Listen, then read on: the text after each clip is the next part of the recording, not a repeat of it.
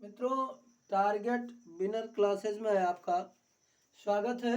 जैसा कि अपवर्तन के क्रम में हमने गोलीय पृष्ठ पर अपवर्तन के बारे में पढ़ा था और अब हम एक बहुत ही इम्पोर्टेंट सा टॉपिक जो बोर्ड परीक्षा में बिल्कुल 99% श्योरली आता ही आता है, जो 2022 की परीक्षा में श्रावस्ती डिस्ट्रिक्ट में ही आ चुका है, लेंस मेकर फार्मूला, हम उस पर चर्चा करते हैं। बहुत ही इंपॉर्टेंट टॉपिक, श्योरली आता ही आता है, वेरी इंपॉर्टेंट टॉपिक। एक पतले लेंस पर अपवर्तन, पतले लेंस पर अपवर्तन। बेटा ये हमारा यल जो है एक पतला उभयोत्तल लेंस है। इस पर वो से कोई प्रकाश किरण आपतित होती है जिसका अपवर्तन के बाद दूसरी तरफ वास्तविक प्रतिबिंब आई बनता है और दूसरे पृष्ठ से इसका आंशिक रूप से परावर्तन होता है और जिसके द्वारा आभासी प्रतिबिंब आई डैश प्राप्त होता है। ये माध्यम वाई है, वायु, जिसका अपवर्तनांक हमने n1 लिया, और ये हमारा जो लेंस का माध्यम है इसका अपवर्तनांक हमने n2 लिया। हमने गोलीय पृष्ठ पर अपवर्तन का फार्मूला डेरिवेट किया था इसके पिछले वाले टॉपिक में, n2 upon v minus n1 upon u is equal to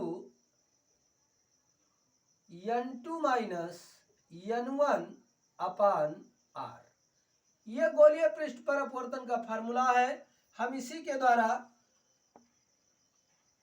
formula लगाते हैं फॉर सरफेस 1। पहले पृष्ठ के लिए अगर हम बात करें तो ये हमारा हो जाएगा n2 अपान वी डैश, ये n2 upon v dash minus n1 upon u is equal to n2 minus n1 upon r1। समीकरण नंबर फर्स्ट हुआ हमारा। इसी प्रकार फॉर सरफेस सेकंड, इसकी बात अगर हम करें सेकंड सरफेस के लिए तो हमारे पास जो है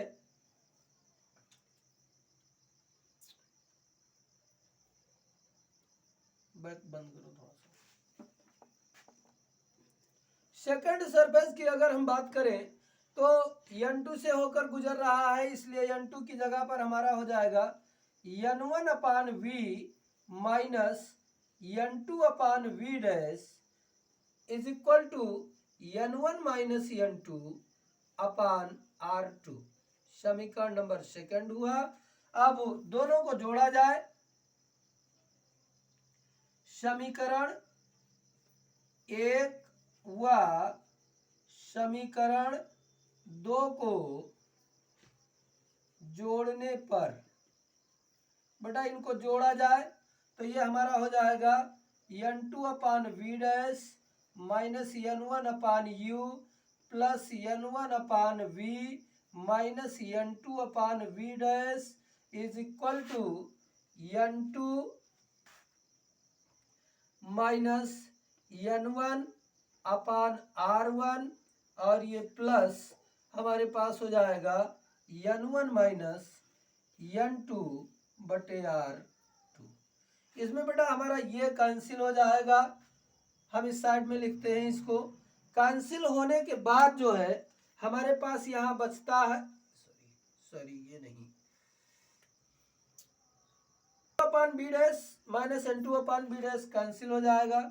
हमारे पास बचेगा n1 upon v minus n1 upon u is equal to, यहाँ पर हमारे पास n1 अगर कॉमन ले लिया जाए तो ये हमारा हो जाएगा n1 कॉमन हो गया, यहाँ बचेगा n2 अपान n1 माइनस 1 पूरे का बटे r1।